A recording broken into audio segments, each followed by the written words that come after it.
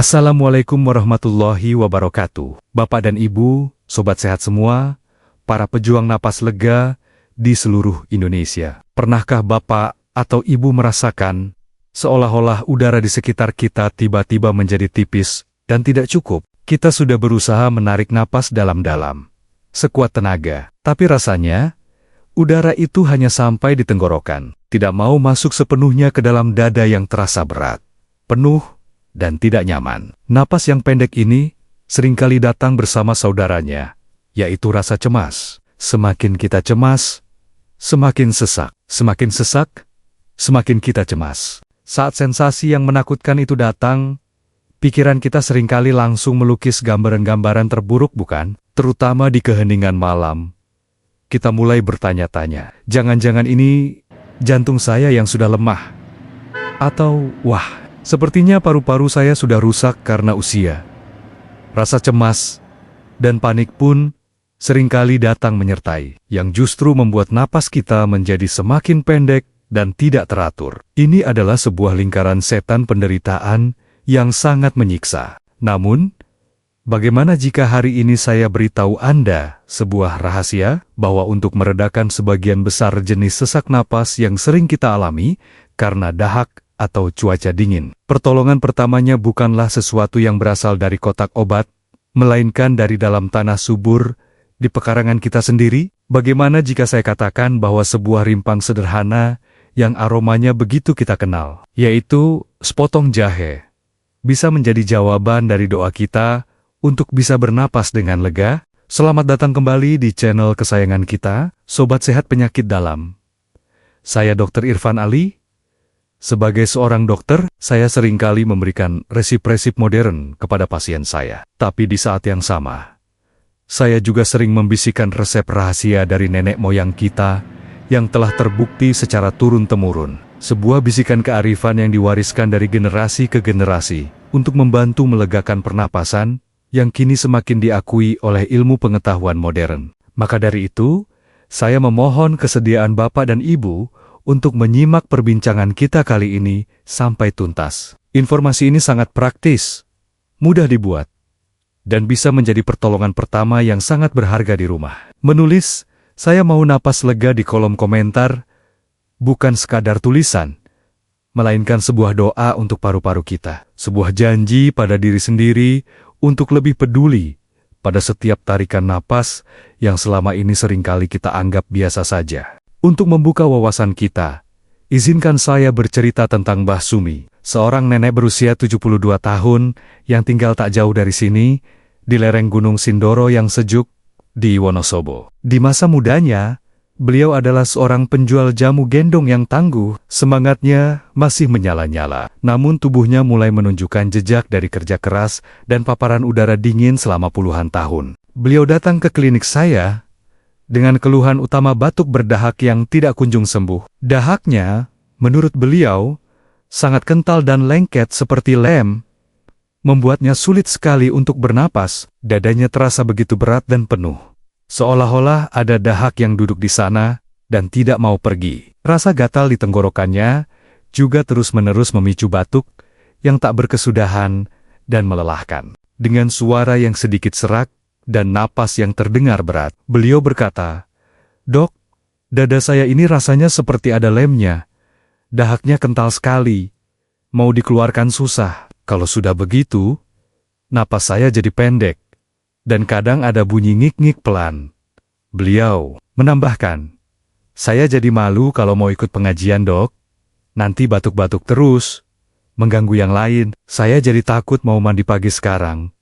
Takut kedinginan dan kambuh lagi sesaknya." Setelah kami lakukan pemeriksaan, kondisi yang dialami Mbah Sumi adalah bronkitis kronis. Ini adalah kondisi yang sangat umum dialami para lansia, di mana saluran pernapasannya mengalami peradangan jangka panjang. Akibatnya, dinding saluran napasnya menjadi bengkak dan terus-menerus memproduksi lendir atau dahak yang berlebihan. Peradangan ini seolah betah dan menjadi penghuni tetap di saluran napasnya. Tentu, sebagai langkah awal, kami memberikan obat-obatan medis untuk membantu mengencerkan dahak dan mengurangi peradangannya. Obat modern itu ibarat buldoser yang datang untuk membuka jalan utama yang tersumbat parah. Tapi, untuk membersihkan sisa-sisa puingnya setiap hari dan mencegah sumbatan baru datang, kita butuh para pekerja harian yang rajin. Disinilah peran herbal menjadi sangat penting. Maka, saya ajarkan beliau sebuah ritual harian yang sangat sederhana, sebuah kebiasaan untuk merawat atau menjamu saluran napasnya setiap pagi. Saya memintanya untuk rutin meminum segelas air rebusan jahe hangat setiap pagi setelah bangun tidur. Tujuannya adalah untuk membantu mencairkan lem di dalam dadanya dan menghangatkan serta menenangkan saluran pernapasannya dari dalam. Sekarang, pertanyaan utamanya adalah, bagaimana bisa sepotong jahe yang rasanya pedas dan panas ini justru bisa melegakan saluran napas kita yang sedang sesak? Jawabannya terletak pada 3 kekuatan super yang tersembunyi di dalam setiap rimpang jahe. Mari kita buka kap mesin dari rimpang jahe ini, dan kita lihat 3 mesin utama yang membuatnya begitu ampuh. Mari kita gunakan sebuah analogi sederhana. Bayangkan saluran napas kita, dari mulai tenggorokan hingga ke kabang-kabang kecil di paru-paru. Itu seperti sebuah sistem terowongan udara yang bercabang-cabang. Otot diafragma kita di bawah bertindak sebagai pompa yang menarik udara masuk. Sesak napas bisa terjadi karena 2 sebab utama. Yang pertama, dinding-dinding terowongan itu sendiri mengalami pembengkakan, sehingga jalannya menyempit. Yang kedua, terowongan itu tersumbat oleh tumpukan lumpur kental, yaitu dahak. Kekuatan super jahe yang pertama adalah sebagai anti-inflamasi atau anti-radon yang sangat kuat. Senyawa aktif utama di dalam jahe, yang bernama gingerol, bekerja seperti petugas pemadam kebakaran yang disemprotkan langsung ke dinding terowongan yang sedang panas dan merah karena peradangan. Ia akan membantu mengempiskan pembengkakan tersebut, sehingga terowongan udara bisa kembali menjadi lebih lebar dan lapang untuk dilewati udara. Kekuatan super yang kedua adalah sebagai mukolitik atau pengencer dahak alami. Jahe memiliki kemampuan luar biasa untuk membantu memecah ikatan-ikatan kimia yang membuat dahak menjadi begitu kental dan lengket. Ia bekerja seperti deterjen atau pelarut yang mengubah lumpur kental di dalam saluran napas kita menjadi air encer. Dahak yang sudah encer ini tentu akan jauh lebih mudah untuk kita batukkan dan keluarkan. Ketika sumbatannya hilang, napas pun menjadi lega. Dan kekuatan super yang ketiga adalah sebagai bronkodilator ringan atau pelebar saluran napas.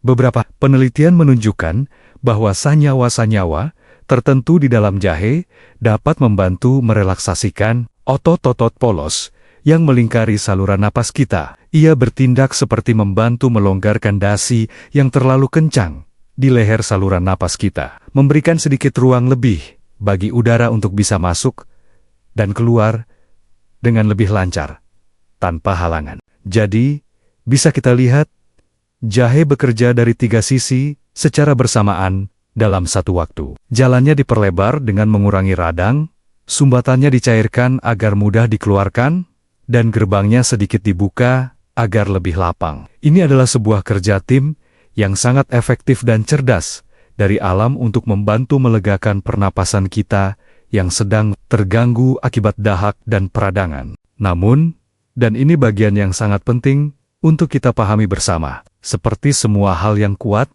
jahe harus digunakan dengan ilmu. Menggunakannya secara sembarangan, sama seperti memberikan kunci mobil balap kepada orang yang tidak bisa menyetir. Rebusan jahe ini bukanlah obat dewa untuk semua jenis sesak napas. Menganggapnya sebagai solusi untuk segala kondisi justru bisa berbahaya. Pertama, kita harus tahu, untuk jenis sesak napas apa jahe ini paling efektif. Berdasarkan 3 kekuatannya tadi, maka rebusan jahe akan sangat bermanfaat untuk sesak napas yang disebabkan oleh penumpukan dahak kental, seperti pada bronkitis, batuk pilek, atau flu, sesak napas karena masuk angin atau sirkulasi yang kurang lancar, dan sesak napas ringan yang disertai radang tenggorokan. Ingat kata kuncinya, dahak, dingin, dan radang ringan. Kedua, dan ini adalah bagian paling penting, dengarkan saya baik-baik. Kita juga harus tahu kapan jahe tidak boleh digunakan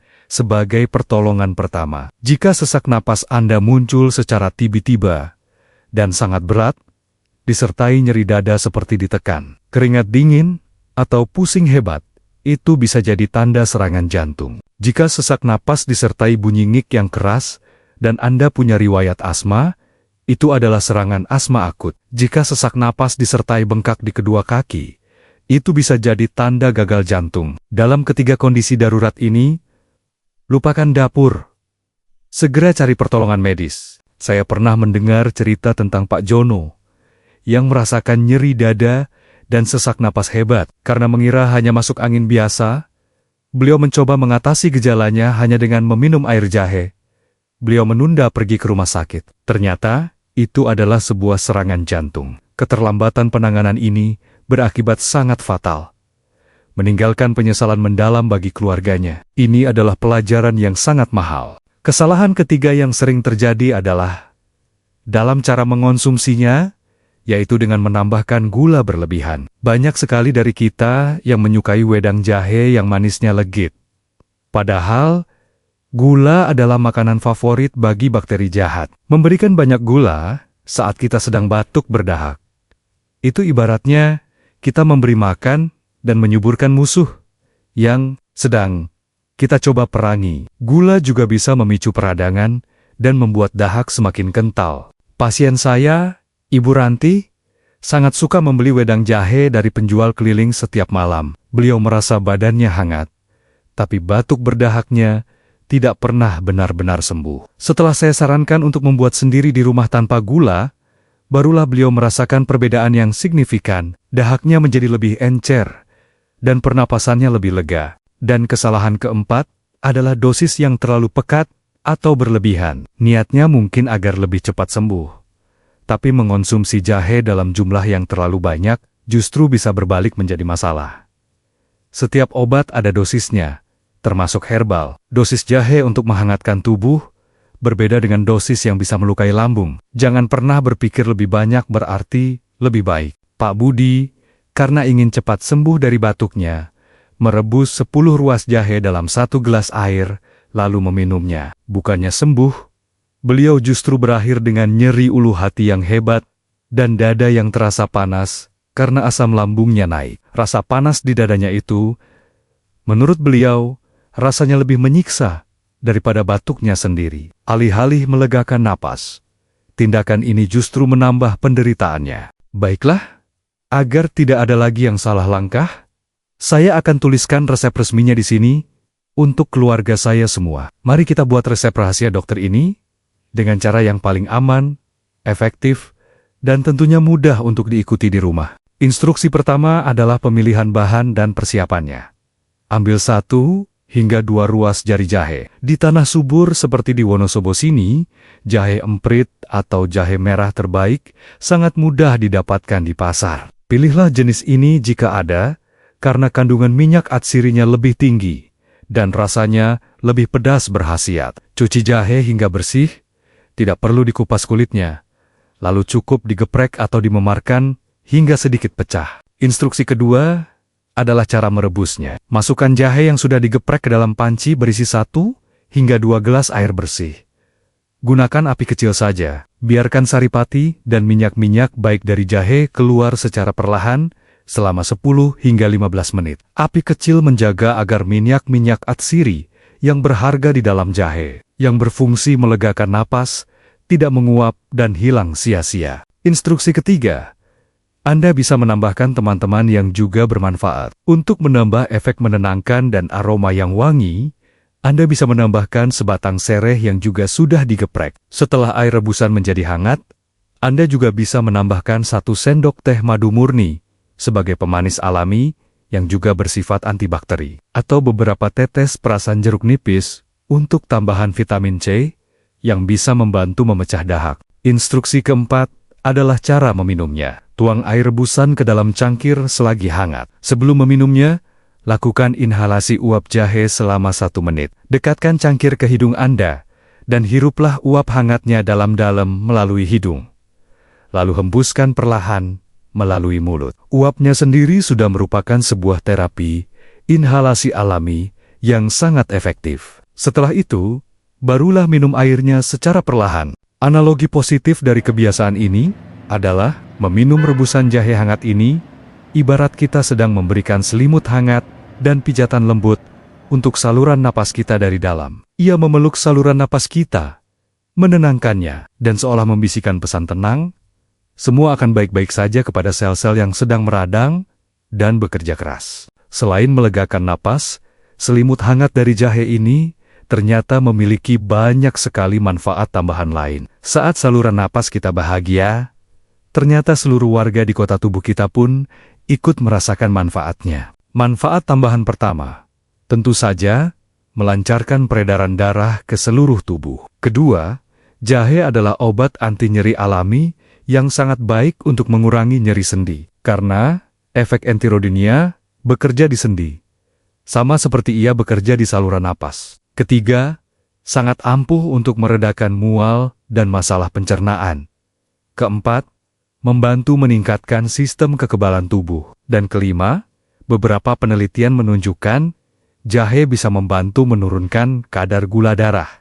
Penggunaan jahe untuk masalah pernapasan ini bukanlah tanpa dasar ilmiah. Jadi, saat Anda meminum segelas air jahe, Anda tidak sedang melakukan ritual kuno tanpa dasar. Anda sedang melakukan sebuah terapi komplementer yang didukung oleh bukti-bukti ilmiah. Berbagai penelitian telah menunjukkan bahwa senyawa gingerol dan shogaol dalam jahe memiliki efek bronkodilator dan anti-inflamasi yang signifikan pada saluran napas. Sekarang, bagian yang bisa menyelamatkan nyawa Anda, kita harus tahu kapan harus berhenti mencoba resep dapur dan segera lari ke rumah sakit. Kenali perbedaan antara lampu kuning yang bisa diatasi dengan jahe dan lampu merah menyala dengan sirena yang artinya darurat. Tanda-tanda bahaya tersebut adalah: pertama, sesak napas yang muncul secara tiba-tiba dan sangat berat. Kedua, sesak napas yang disertai dengan nyeri dada hebat,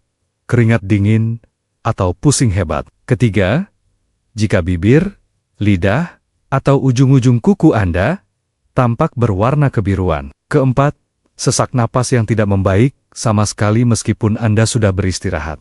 Dan kelima, jika sesak napas disertai demam tinggi dan dahak yang berwarna hijau atau kuning pekat. Jika salah satu dari 5 tanda ini ada, itu bukan lagi urusan dapur. Itu adalah urusan medis darurat.